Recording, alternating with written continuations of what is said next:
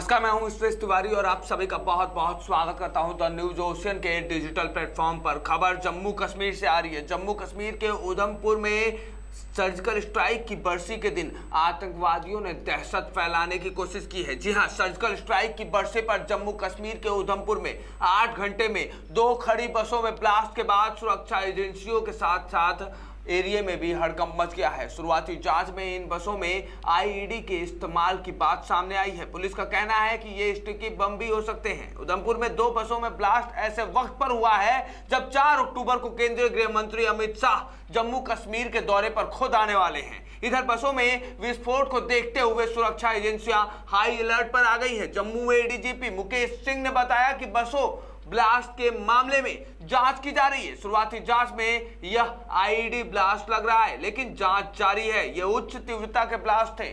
हो सकता है कि आतंकियों ने स्टिकी बम का इस्तेमाल किया हो। इस मामले को गंभीरता से लिया जा रहा है। ऐसे में जम्मू कश्मीर के उधमपुर में इस वक्त कैसा माहौल है, आज हमारी इस खबर में हम आपको दिखाएंगे कि कैसे 8 घंटे के अंदर जम्मू कश्मीर में तबाही मचाने की पूरी साजिश रची गई और 8 घंटे के अंदर एक के बाद एक सिलसिलेवार 2 बम धमाके करके जम्मू कश्मीर के सुरक्षा एजेंसियों की नींदें हराम कर दी गई हैं। ऐसे में ये हमला, ये पूरा का पूरा नापाक मंसूबे को तब अंजाम दिया गया है जब आज ही के दिन सर्जिकल स्ट्राइक की बरसी है।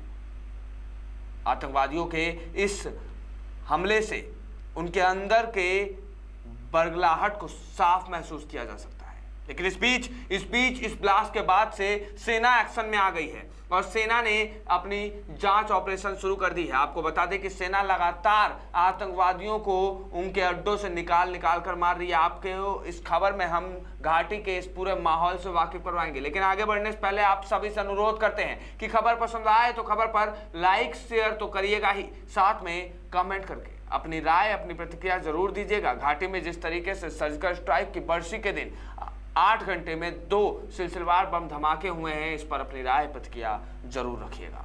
उधमपुर में इस समय दहशत का माहौल व्याप्त है। पिछले 8 घंटों के भीतर हुए 2 बम धमाकों ने कस्बे में भी सनसनी फैला दी है। इन दोनों बम धमाकों में अब तक 2 लोगों के घायल होने की सूचना भी मिली है। पुलिस का कहना है कि वह इन बम धमाकों के बारे में पता लगाने का पूरा प्रयास कर रही है। पहला बम धमाका जहां देर रात 10:45 बजे के करीब हुआ, वहीं दूसरा बम धमाका सुबह 5:52 बजे उधमपुर बस स्टैंड में खड़ी एक बस में हुआ। दूसरे बम धमाके में किसी के भी हताहत होने की सूचना नहीं है, लेकिन पहले बम धमाके में 2 लोग घायल हुए हैं। इन धमाकों के बाद उधमपुर कस्बे सहित नेशनल हाईवे पर सेना ने सुरक्षा बढ़ा दी है। अतिरिक्त नाके लगाकर वाहनों की पूरी तरीके से जांच की जा रही। यही नहीं, कस्बे के व्यस्त इलाकों में भी सुरक्षा बलों की तैनाती है। सुरक्षा बल अपना जांच ऑपरेशन चलाए हुए हैं। वहीं एडीजीपी जम्मू मुकेश सिंह का इस बम धमाके के बाद बयान आया और इस बम धमाके की पुष्टि करते हुए उन्होंने कहा कि पहला धमाका उधमपुर के दोमेल चौके के पास पेट्रोल पंप पर खड़ी हुए एक बस में हुआ, जबकि दूसरा धमाका आज सुबह पुराने बस स्टैंड के भीतर खड़ी एक बस में हुआ। यह दोनों धमाके एक जैसे ही थे। रात को हुए बम धमाके में जहां कंडक्टर समेत 2 लोग घायल हुए हैं, वहीं आज सुबह हुए बम धमाके में किसी के भी घायल होने की सूचना नहीं है। आपको बता दें कि ये बम धमाके अमित शाह के दौरे से पहले हुए हैं। 4 अक्टूबर को अमित शाह का जम्मू कश्मीर में दौरा है। ये ब्लास्ट ऐसे वक्त पर हुए हैं जब 4 अक्टूबर को गृह मंत्री अमित शाह जम्मू कश्मीर के दौरे पर आने वाले हैं। इससे पहले उन्हें 30 सितंबर को 3 दिन के दौरे पर जम्मू कश्मीर आना था। उन्हें 1 अक्टूबर को राजौरी और 2 अक्टूबर को बारामूला में रैली को भी संबोधित करना था, लेकिन बाद में उनका दौरा आगे बढ़ गया। ऐसे में आप सोच सकते हैं कि अगर आज जम्मू कश्मीर के लिए अमित शाह रवाना होते तो फिर वहां का माहौल कैसा होता, कैसे वहां पर अपराधियों ने आतंक मचाया हुआ है। दोमेल पेट्रोल पंप बस धमाके में जोरदार बम धमाका हुआ था। विस्फोट की इस घटना के तुरंत बाद ही पुलिस मौके पर पहुंच गई। प्रत्यक्षदर्शियों ने बताया कि यह विस्फोट उधमपुर रामनगर के बीच चलने वाली एक बस JK 14C 3636 में हुआ। बताया जा रहा है कि वह विस्फोट रात दोमेल पेट्रोल पंप पर खड़ी बस में हुए धमाके से भी जोरदार था। इस धमाके में बस के परखच्चे उड़ गए, जबकि साथ खड़ी दूसरी गाड़ी भी हताहत हो गई। पुलिस के एक अधिकारी ने बताया कि प्राथमिक जांच में यह बात सामने आई कि धमाका बस के भीतर हुआ है। ऐसे में लोगों में दहशत का माहौल है। गनीमत है कि जिस समय बस में धमाका हुआ उस समय उस पर कोई भी सवार नहीं था, कोई भी सवारी वहां पे मौजूद नहीं थी। इस धमाके में किसी के भी घायल होने की सूचना नहीं है। 8 घंटे के भीतर उधमपुर में हुए एक के बाद एक 2 धमाकों ने लोगों को दहशत में डाल दिया है। हालांकि पुलिस अधिकारियों ने लोगों से संयम बरतने को कहा। उन्होंने दावा किया है कि बहुत जल्द इन धमाकों के पीछे छिपे राष्ट्र विरोधी तत्वों का पता लगा लिया जाएगा। वहीं 9 मार्च 2022 को कोर्ट कॉम्प्लेक्स के बाहर भी बम विस्फोट हुआ था।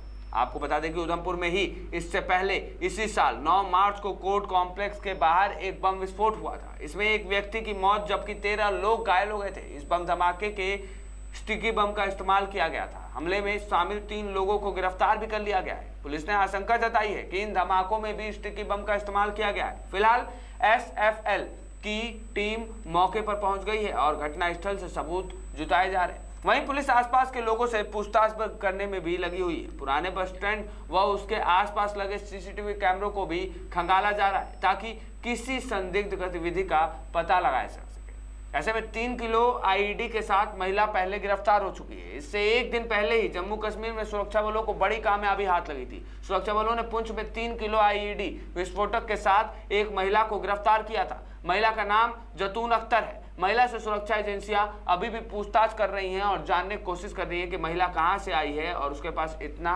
IED क्या कर रहा है।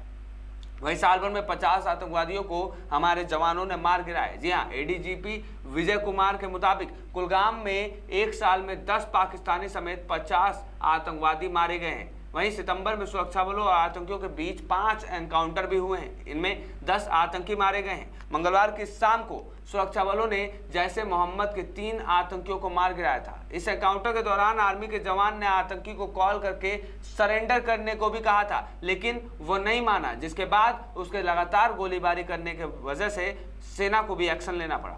इस आतंकी की पहचान कुलगाम निवासी मोहम्मद आसिफ के रूप में हुई थी। मारे गए 3 आतंकियों में एक विदेशी भी था। इनके पास से 2 AK-47, एक पिस्तौल, एक ग्रेनेड समेत कई हथियार बरामद किए गए। ADGP विजय कुमार ने बताया कि ये आतंकी कश्मीर में कई वारदातों में शामिल थे।